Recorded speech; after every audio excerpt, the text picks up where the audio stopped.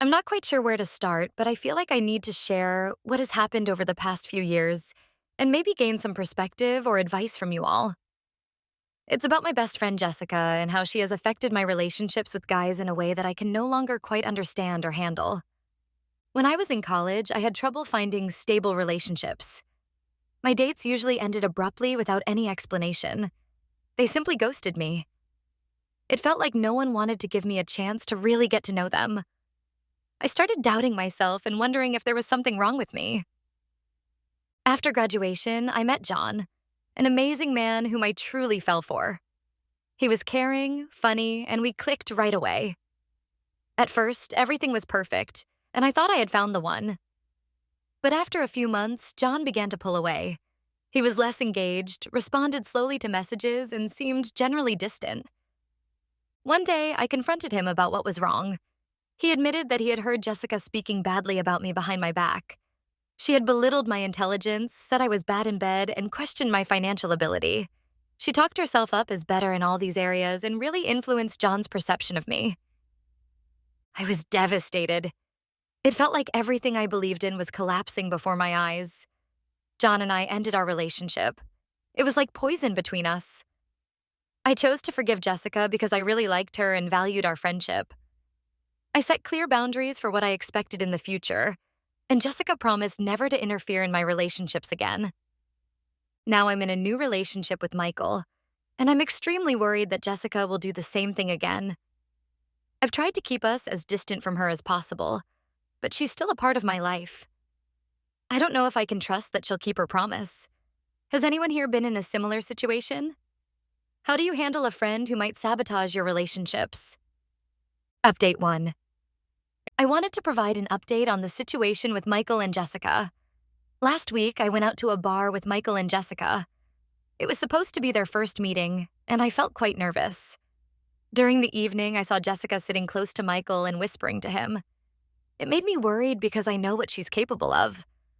I tried to stay calm and not show my concern, but internally I felt all my anxiety returning. After a while, they seemed to have a heated conversation, and I couldn't help but feel threatened. I tried not to shut my eyes, but it was hard not to overreact. Afterwards, Michael talked to me and said he felt a bit uncomfortable because Jessica was very forward with him. I tried to calm myself and believe it was just a temporary thing, but I couldn't stop worrying about what could happen. Update 2. Unfortunately, the situation has worsened. After that first night at the bar, Michael talked to me about what happened. He said that Jessica wasn't just forward, but she actually started trying to turn him against me. She spoke down about me in front of him, said I was incompetent, bad in bed, and even offered him the chance to be with her to prove it. She said Michael would probably be happier with her because she was simply more fun. I was absolutely furious. How could she do this to me in my relationship? I felt betrayed and deeply hurt. I confronted Jessica about this, and it led to a huge argument. She refused to explain why she did what she did. I had to set boundaries and told her she should never contact me again. It was heartbreaking to do, but I realized I couldn't keep her in my life if she was going to continue like this.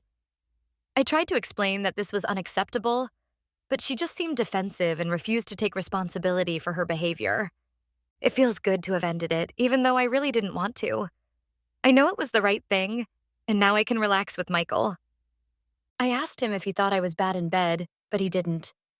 He also said that for men, it's not important if a woman is experienced in bed. The most important thing is that her focus is on her man, not doing a bunch of crazy things. Then he said it's more fun to discover new things together. It's not quite the same as knowing that she's already done these things with 20 other guys. Guys, is it true that it doesn't matter if the girl is inexperienced? Update 3. It has been 3 weeks since I ended the friendship with Jessica, and I have found out why she acted this way. It turns out Jessica had two main reasons for her behavior. Jessica herself had difficulty finding boyfriends. She tried as hard as she could, but no one wanted her. This jealousy and bitterness towards me led her to try to ruin my relationships. It was as if she wanted me to feel the same pain she felt. It was also the case that Jessica was in love with me. She never dared to say anything, but her actions revealed it. Maybe she was trying, by sabotaging my relationships, to make me more lonely and thus turn to her. This insight made me both sad and relieved. I felt guilty for not realizing her feelings earlier, but at the same time, I now understood why she acted so destructively. It wasn't just out of jealousy, but also because she had hidden feelings for me. After understanding Jessica's motives, I feel even more confident in my decision to end the friendship. It was heartbreaking to realize that someone I loved could hurt me this way, but it was necessary for my own health and well being. I have now started to focus entirely on my relationship with Michael and am trying to rebuild trust again. I wonder if anyone here has gone through something similar and how you handled it. How can I best rebuild trust in my new relationship after everything that has happened? Thank you for reading and listening. If you liked this story, please subscribe and give us a thumbs up.